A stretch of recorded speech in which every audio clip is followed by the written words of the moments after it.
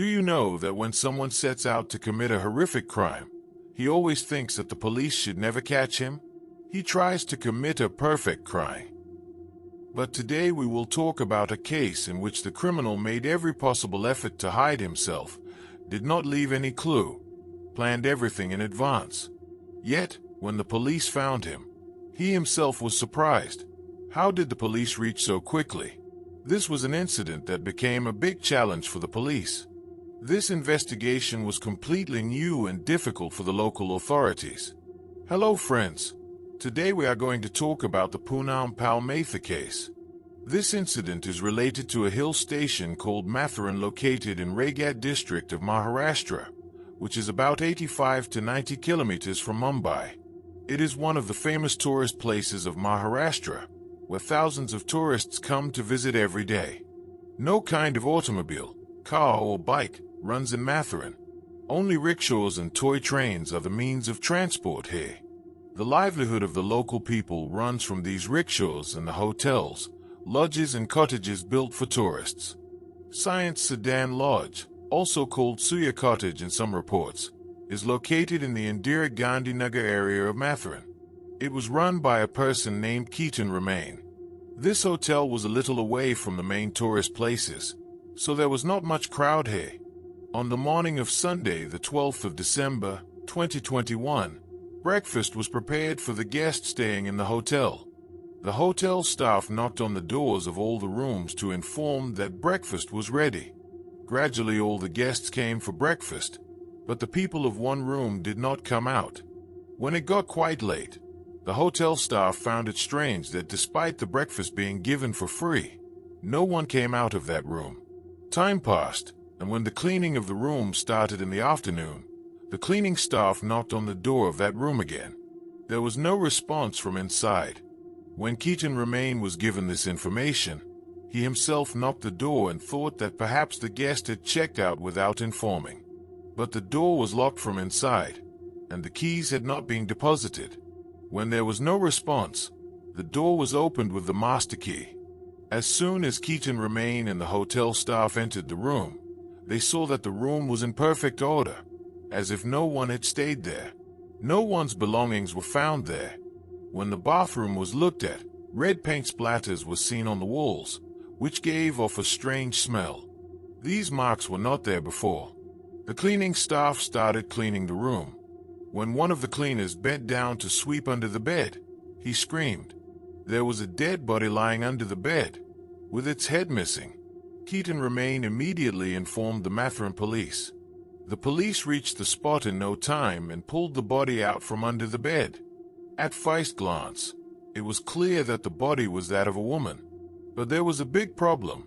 The body was completely naked, and with the head missing, identification seemed impossible. Who was this woman? And who committed this murder? Hey, senior police officials and media persons reached the lodge, and forensic experts are also called for investigation. The police checked the lodge's entry register to find out which guest stayed here and in whose name this room was booked. The register revealed that the last time a couple stayed here was on Saturday, December 11th at 7:30 p.m. Their names were Amjad Khan and Rubina Begum. This couple had booked the room for Saturday night and the entire Sunday. Usually ID proof is mandatory for booking a room in a hotel or lodge, but negligence was shown here. No ID proof of any kind was asked from Amjad and Rubina. When asked, they wrote an address, which was of Ambarnath, Thana district. This place was about 36 to 37 kilometers away from here. The police immediately sent a team to investigate this address. Here, the forensic team and police officers were closely examining the body. There was no mark of any kind of injury on the body, but the situation was clear that it was a case of murder. The special thing was that there was no sign of any kind of resistance during the incident, which raised the suspicion that perhaps the victim must have been made unconscious first. During the investigation, a police officer noticed some scratch marks on the wrist of the right hand of the dead body. On looking carefully, it was found that there was a tattoo there, which was tried to be erased with a sharp or pointed object. The murderer was also successful in this attempt to a great extent, because the police could not understand any clear design or letter of the tattoo. In many cases, the police had identified the deceased with the help of the tattoo, so probably the murderer must have read this in some news or case study. That is why he must have tried to destroy the tattoo. Another big problem was that the person who entered the entry of Amjad and Rubina in the register could not have identified the woman because both of them had covered their faces completely during check-in. Wearing masks was common due to the COVID-19 pandemic, so the lodge staff did not ask them to show their faces. The biggest problem for the police was that there was no CCTV camera installed in this lodge. In such a situation, it became impossible to find out who came and who went there. Was the body of Rubina? This too was not confirmed. The lodge staff was also skeptical about it. After completing the initial investigation in Panjnama, the body was sent to Panvel Subdistrict Hospital, where post-mortem and forensic investigations were started. No such thing was found near the body that could help in its identification. Even the clothes of the deceased were missing, which made it clear that the murderer had removed the clothes so that the police could not identify them. Overall, the police did not have any concrete clues. On the other hand, when the police team reached the address given in Ambarnath and questioned the people there, it was found that no couple with that name lived there. That is, the address given was fake. This means that the names of Amjad and Rubina could also be fake, and they were staying in the lodge with a fake identity. The forensic team found blood stains on the walls of the bathroom, which made it clear that the crime was committed there. The police questioned the guests and staff staying in other rooms of the lodge. Though the rooms in the lodge were small and frequented by people, no one heard any suspicious sound between the night of December 11th and the dawn of December 12th. To speed up the investigation, 10 police teams were formed, whose aim was to identify the woman and reach the killer. Since there were no cameras inside the lodge, the police started scanning the footage of CCTV cameras installed outside the lodge. There was only one entry point to Mathurin, Dasturi Naka, where cameras were installed. 5 teams of the Mathurin police were engaged in finding clues to the killer and the missing body parts, while 3 teams of the Mumbai police and 2 teams of the Raigad police were investigating in the upper and lower areas of Mathurin. The police started scrutinizing the CCTV footage, especially of the evening of December 11th, when Amjad and Rubina were about to check in at the lodge. Meanwhile, blood and other samples of the body were sent for chemical analysis and DNA testing at the hospital. The police suspected that the victim must have been rendered unconscious before the murder, so there were no signs of struggle on the body. During the investigation, the police got a big clue. Amjad and Rubina were seen in the CCTV camera footage of Dasturi Naka. According to the timing, this was the couple who was staying at the lodge. Could this footage lead to the murderer? Now the police were close to solving the case. In the early hours of December 12th, the police saw 2 suspicious persons while examining the CCTV footage of the lodge. Although both were wearing masks, there was still doubt about their identity. The person seen in the footage was also carrying a bag. For further investigation, the police scanned the footage of cameras installed on the other side of the lodge, in which the video between 3 o'clock and 4 p.m. proved to be an important clue. Only one person was seen in this footage, who looked like Amjad. He was walking towards a deserted area with his bag, where there was no habitation for miles, no vehicles, no houses, no humans. There were only forest areas, hills, and deep ditches. The question was, why did this person go there in the dark, and why did he not return? The police also checked the footage of the next morning, but the person was not seen returning. This led to the conclusion that he must have used this deserted route to escape, and he knew these routes well. Now the investigation team decided that they would investigate the same route where the person had gone. There was a possibility that he might have thrown some belongings, clothes, ID card, or other evidence related to the woman there. The team reached there on the morning of the 13th of December and started the investigation. This area was near the railway track, where there was a 250 feet deep ditch. During the search, the police found a black polythene bag, on top of which a cloth bag was kept.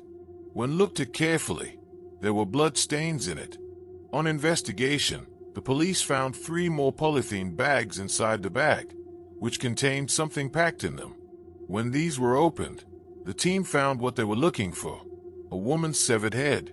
This led to the suspicion that the head could belong to the woman who was found dead in the lodge. During the search, the police also found a lady's purse, which appeared to have been thrown there recently. It was new and clean.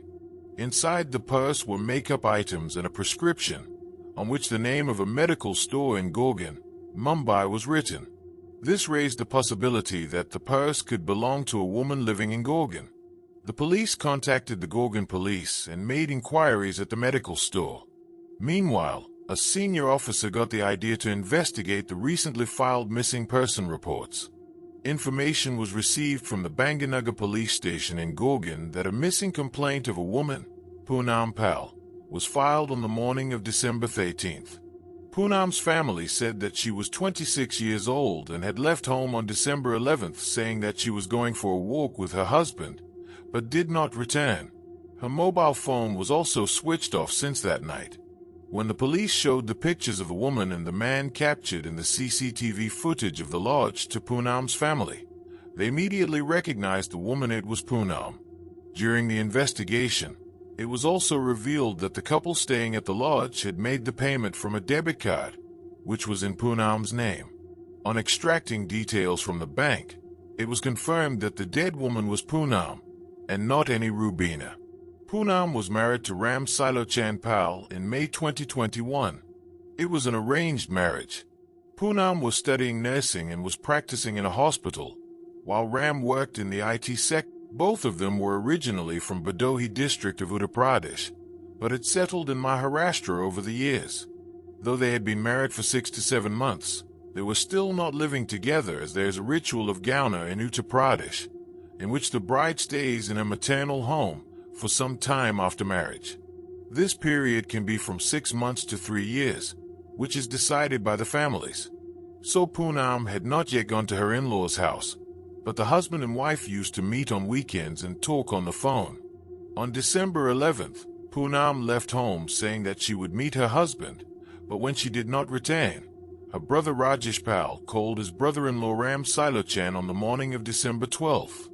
At first her phone was switched off, but it turned on after 10 a.m. When Ram Silochan picked up the phone after calling several times, he told that Poonam did not meet him at all. Ram was also surprised to hear that Poonam had talked about meeting him. But why did she not actually meet him? He also told that he himself had gone out for office work.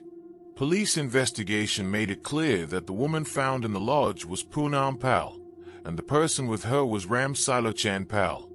But now the biggest question was Ram Silochan behind Poonam's murder, or was someone else involved in this crime? The investigation was on, and the police now had many important clues.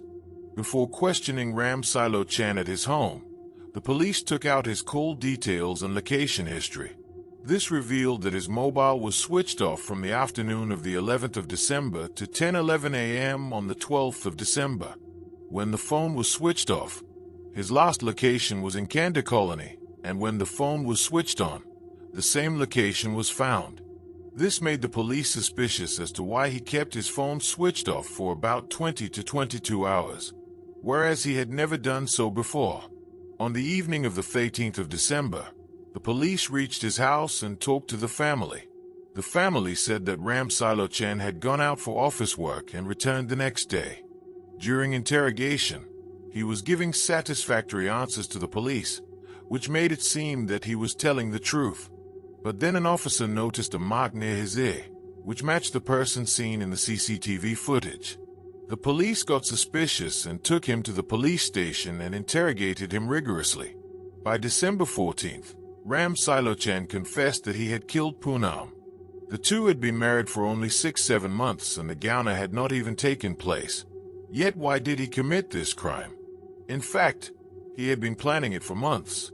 He had studied crime shows, web series, news articles, and unsolved cases to commit a perfect crime.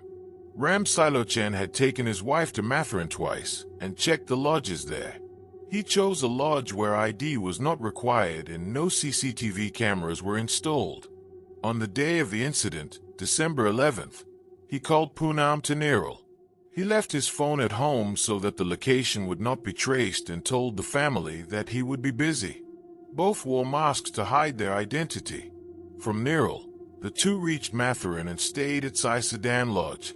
Ram Silochan booked a room in a fake name and paid in advance using his wife's card. On the night of December 11th, while Poonam was sleeping, he strangled her to death. Then, he took the body to the bathroom, removed the tattoo to erase her identity, and dismembered the body. He packed the body in a polythene bag so that animals could not smell it. The next morning, he left the lodge and threw Poonam's clothes, bags, and other belongings one by one in a ditch near the railway track. The police solved this meticulous crime and arrested Ram Silochan. He was booked under sections of murder, cheating, and destruction of evidence. During his court appearance, he confessed to the crime and was sentenced to life imprisonment in 2023. Poonam Pall's family is still taking time to recover from this shock, but they are satisfied that their daughter's murderer has been punished.